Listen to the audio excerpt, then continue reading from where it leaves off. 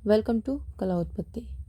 आज हमें colour shading सीखनी है, ठीक है, जिसमें कि हम डिफरेंट डिफरेंट कलर यूज़ करेंगे, लाइट और शेड को दिखाने की कोशिश करेंगे। अभी तक हमने क्या किया था कि हम पेंसिल यूज़ कर रहे थे शेडिंग के लिए, बट अब हम कलर का भी यूज़ करना है हमें, तो हमें समझना पड़ेगा कि किस तरीके से लाइट और शेड इसमें दिखाएंगे, जिससे आपको ज़्यादा क्लियर होगा। जब हम कलर में हम सबसे पहले चीज़ें जब देखते हैं अपने इन्वायरमेंट में, तो हम क्या देखते हैं? कलर्स देखते हैं, है ना। कोई भी चीज़ हम ब्लैक एंड वाइट नहीं देखते ना, तो हमें कलर में शेड करना पहले आना चाहिए।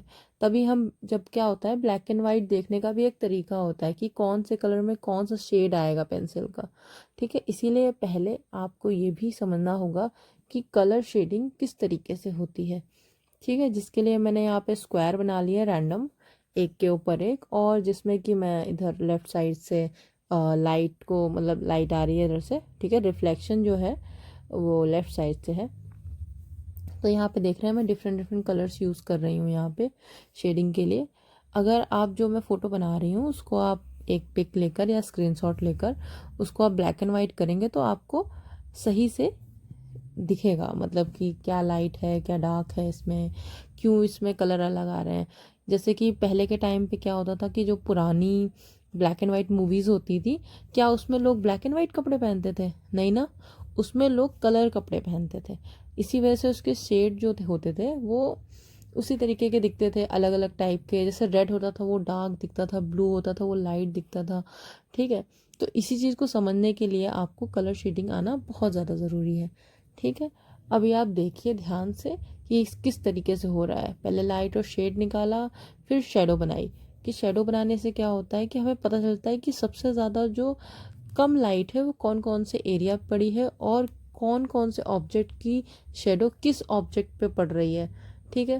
क्योंकि हमने यहाँ पे बहुत सारे डिफरेंट डिफरेंट शेप्स, मतलब क्यूब, जो क्यूब होता है ना, क्यूब को एक दूसरे के ऊपर रखा है, तो उनके शेडोज भी उनके ऊपर आएंगे, है ना।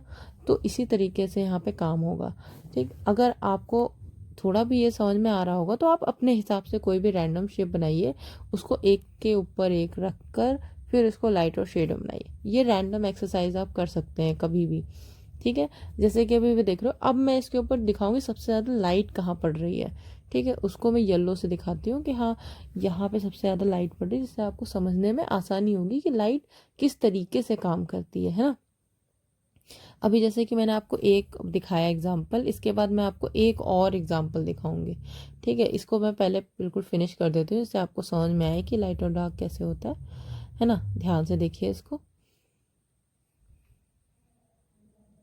एक चीज़ और ध्यान रखिएगा कि शेडो को बनाने का तरीका थोड़ा सा देख लीजिएगा। ये शेडो जो होती है ना, वो थोड़ा सा, मतलब थोड़ा डार्क थोड़ा लाइट, कभी भी कोई चीज़ रख कर एक जहाँ से लाइट सोर्स आ रहा हो वहाँ पे देखिएगा। जो शेडो होती है बिल्कुल डार्क नहीं होती है ना। उसके भी शेड्स होते हैं ना, ठीक है। अब देखिए मैं एक और आपको एग्जांपल बना के दिखाती हूँ। इसमें मैं थोड़ा डिफरेंट साइड से, मतलब अपोजिट साइड से लाइट दिखाऊंगी। एक साइड से तो आपने देख लिया लेफ्ट से, अब हम राइट से भी लाइट को देखेंगे।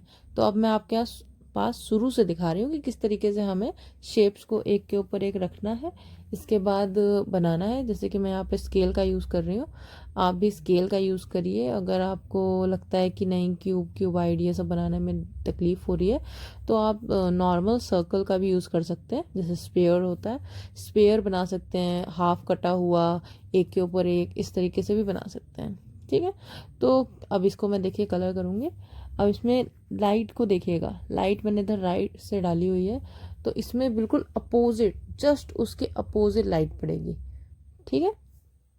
तो मैंने अभी आपको एग्जांपल दिया था कि ब्लैक एंड वाइट मूवीज़ का, सेम वही होगा, ठीक है। आप लास्ट में जब ये बन जाएगा तो स्क्रीनशॉट्स ले लीजिएगा इसका। और अगर आपको ये नहीं समझ में आ रहा है, आपको डायरेक्ट ब्लैक एंड वाइट ही सीखना है, तो आप और भी मेरी वीडियोस देख सकते हैं, ठीक है। ये मैंने खास करके छोटे बच्चों के लिए बनाई है, जो नया सेशन स्टार्ट करते हैं, है ना, जो नई नई ड्राइंग को सीखते हैं और उनको लाइट और शेड नहीं समझ में आता है, उनके लिए सिंपली शेप पे काम करना इजी पड़ता है ना।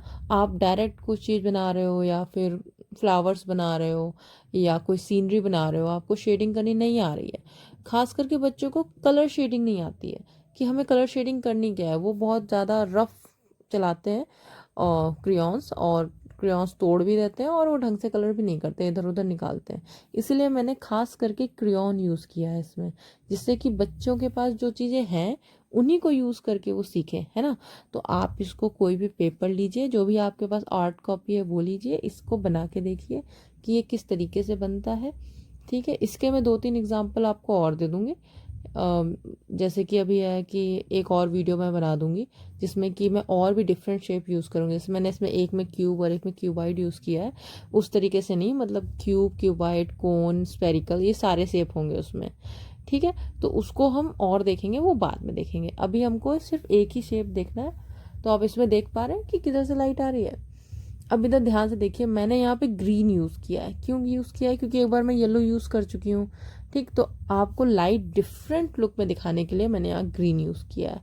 इसका मतलब ये नहीं है कि लाइट पड़ रही है, और हो भी सकती है जैसे हम बल्ब लगा दें ग्रीन कलर का तो उसका लाइट पड़ेगा तो ग्रीन पड़ेगा ना, इसी तरीके से। ठीक है, एक चीज़ और है, आप अगर शेडो बना रहे हैं तो आप पर्पल का यूज़ कर सकते हैं। पर्पल से शेडो बहुत रियल लगती है। इसके बाद हल्का सा ब्लैक लेकर जहाँ जहाँ सबसे डार्क है वहाँ पे कर दीजिए, तो मतलब बहुत रियलिस्टिक लुक आता है। ठीक है, तो आप ये देख पा रहे हैं ना कि इसकी लाइट कैसे पड़ रही है, बिल्कुल अपोजिट जो हमने पहले बनाया था उसके बिल्कुल अपोजिट पड़ रही है। ठीक है, तो अगर आपको ये वीडियो अच्छा लगा होगा तो इसको लाइक और सब्सक्राइब करिएगा और दोस्तों से शेयर करिएगा। ठीक है, thank you so much for watching this.